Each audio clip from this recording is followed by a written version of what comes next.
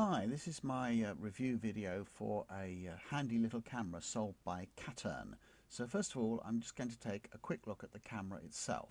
So it comes in a little box, neatly packed with a DVD for drivers, which you probably won't need if you've got a recent new PC. There's a little carrying case for the camera, which is quite handy, you can slip it inside that. There is a charging lead. It's an A to mini B, which is unusual these days, but there you are.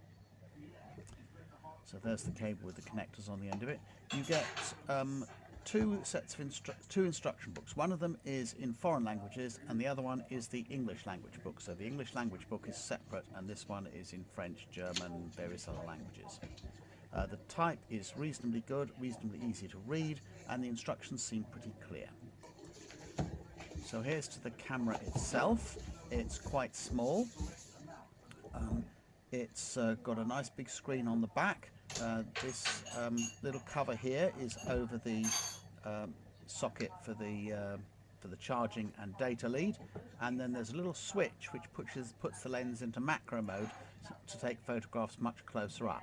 You have to push it all the way until it clicks to actually go into macro mode. Then on the front of the camera there's a flash and the lens, and there's also a little selfie mirror. And here we're looking at the other end.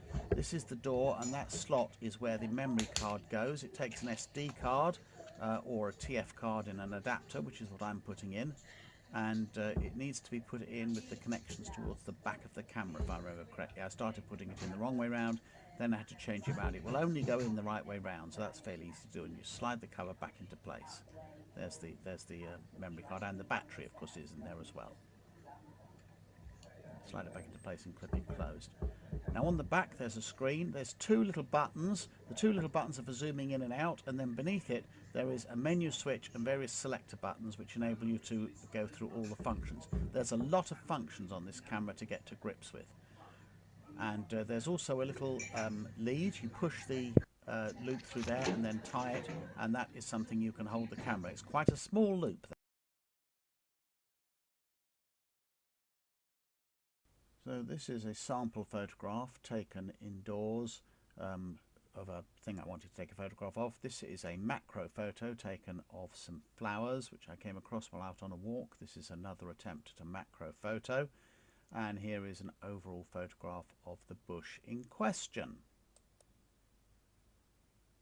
This one is a shot of one of the local churches, just to show what you can do with the camera, and these are two from a sequence that were taken with the burst feature, which takes about, I don't know, 6 photographs or something in quick succession. And here's just a little film clip looking around and up and down, so you can see how the camera adjusts to things like changing light levels and so on. And I went up and had a look, and obviously it still worked quite well when there was a lot of sky in the shot, so that's quite good. This is a +1 exposure photograph because there was a lot of white sky behind my wife, and this is just a selfie I took for a bit of fun. And here's another photograph I took at Wisley of a sculpture made up with various squash they'd grown there.